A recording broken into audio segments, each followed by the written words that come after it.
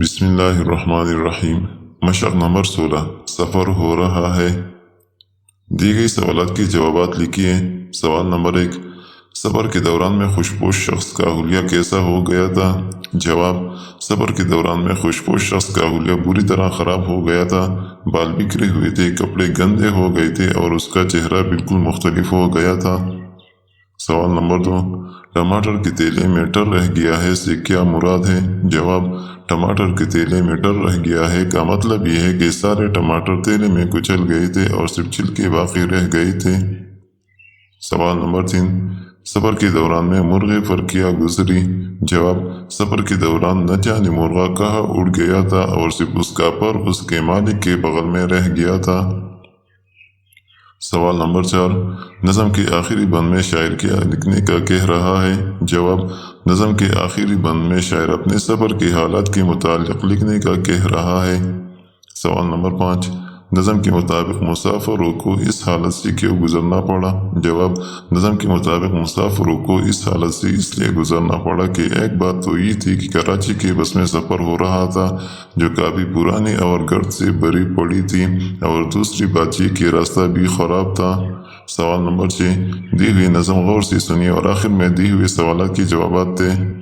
نظم، یہ لکڑی کا گھوڑا ہے، کتنا لمبا چوڑا ہے، پیتا ہے نہ کھاتا ہے، موٹا ہوتا جاتا ہے، اس کا ہے نہ تیرا ہے، یہ گھوڑا تو میرا ہے، تیز قلانچے بھرتا ہے، نیزہ بازی کرتا ہے، لو اب ایڑ لگاتا ہوں، پر کرتا جاتا ہوں، چل میرے گھوڑے اڑتا چل، دائیں بائیں مڑتا چل، دان پہ جب تو آئے گا، دانا پانی پائے گا، بس میرے گھوڑے بس بس بس، قیمت تیری 210۔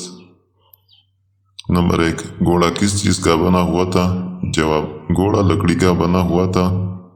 نمبر 2، گھوڑے کو دانا پانی کہاں ملے گا؟ جواب، گھوڑے کو دانا پانی تان پہ ملے گا۔ نمبر 3، گھوڑے کی قیمت بتائیے۔ جواب، گھوڑے کی قیمت 210 روپے ہے۔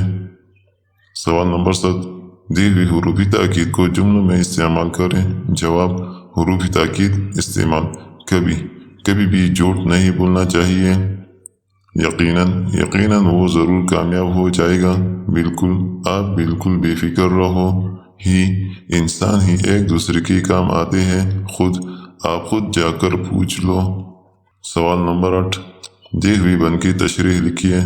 جو گردن میں کالر تھا لر رہ گیا ہے، ٹماٹر کی تیلی میں ٹر رہ گیا ہے، خدا جانے مرغا کدھر رہ گیا ہے، بغل میں تو بس ایک فر رہ گیا ہے، سفر ہر قدم پرخطر ہو رہا ہے، کراچی کی بس میں سفر ہو رہا ہے۔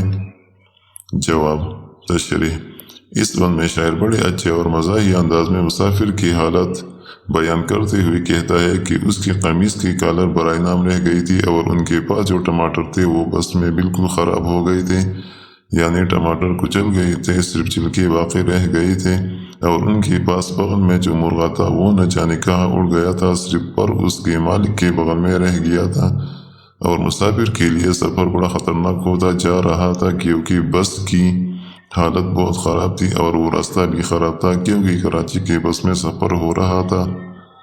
سوال نمبر 9، نظم سفر ہو رہا ہے کا خلاصہ اپنے الفاظ میں لکھیے۔ جواب، خلاصہ، ایک خوشپوش آدمی کراچی کے بس میں سفر کر رہا تھا، اس نے جانے سے پہلے خوب بال بنائے، اچھے کپڑے پہنے اور چہرے کو صاف ستھرا کیا، یعنی خوب بناؤ سنگار کیا، اس کے پاس تیلے میں ٹماٹر بھی تھے اور بغل میں مرغا بھی پکڑا ہوا تھا، لیکن جب وہ بس میں بیٹھا تو گاڑی نہ ہموار اور گھر سے بڑے راستے میں ہچکولے کھاتا ہوا جا رہا تھا، اس کے بال بکھر گئے تھے، کپڑے گندے ہو گئے تھے، مرغا اڑ گیا تھا اور آدمی کے بغل میں صرف مرغے کے پر رہ گیا تھا، اور ٹماٹر تو بالکل کچل گئے تھے، صرف چھلکے باقی رہ گئے تھے۔ مسافر نے اس طرح اپنے سفر کے حالات لکھے ہیں کیونکہ وہ کراچی کی بس میں سفر کر رہا تھا۔ نظم کے مطابق درست لفظ لکھ کر مصرعے مکمل کریں۔ بہت مال چہرے پہ مارے ہوئے تھا، خدا جانے مرغا کدھر رہ گیا ہے، مشاغل و تفصیل اوقات لکھیے۔ جو گردن میں کالر تلر رہ گیا ہے، وہ لکھتے ہیں کچھ اپنے حالات لکھیے۔ تشبیہ، دی ہوئی جملے غور سے پڑھیے۔ علی شیر کی طرح بہادر ہے، بچہ چاند کے مانند حسین ہے، اوپر دی ہوئی جملوں میں نمایاں کیے گئے الفاظ شعر کی طرح بہادر اور چاند کے مانند حسین تشبیہ ہے۔ جب کسی شخص یا چیز کو اس کی کسی خاص خوبی یا صفت کی بنا پر کسی دوسری چیز کے مانند قرار دیا جائے تو اسے تشبیہ کہتے ہیں۔ نمبر 6، جملے پڑھیے اور ان میں موجود تشبیہات کے گرد دائرہ لگائیے۔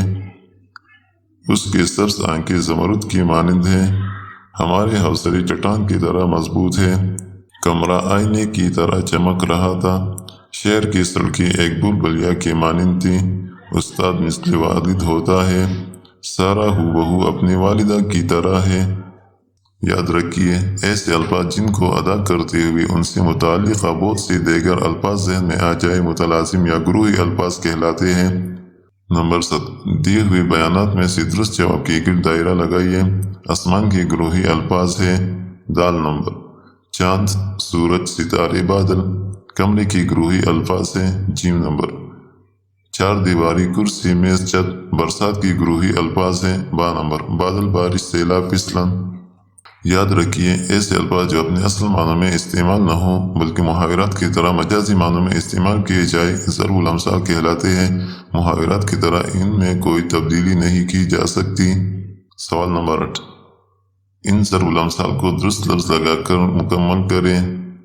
ان کا مفہوم لکھیے اور ان میں سے کوئی سے 4 ضرب الامثال کا استعمال کرتے ہوئے کوئی کہانی لکھیے۔ بکری کی ماں کب تک خیر منائے گی؟ جس کی لاٹھی اس کی بھینس، گھر کی مرغی دال برابر، طوطے کی طرح آنگے پھیرنا، اب پچھتائے کیا ہو جب چڑیا چگ گئی کھیت، ایک انار 100 بیمار۔ حروف تاکید، دی ہوئی جملے غور سے پڑھیے۔ میں ہرگز بازار نہیں جاؤں گی، وہ ضرور ہمارا ساتھ دے گا۔ اوپر دی ہوئی جملوں میں ہرگز اور ضرور کو نمایاں کیا گیا ہے۔ یہ ایسے حروف ہیں جو کسی بات پر زور دینے کے لیے استعمال کیے جاتے ہیں، انہیں حروف تاکید کہتے ہیں۔ کچھ مزید حروف تاکید یہ ہیں: قطعی، بالکل، خود، یقیناً، لازماً، کبھی، ہی، تو۔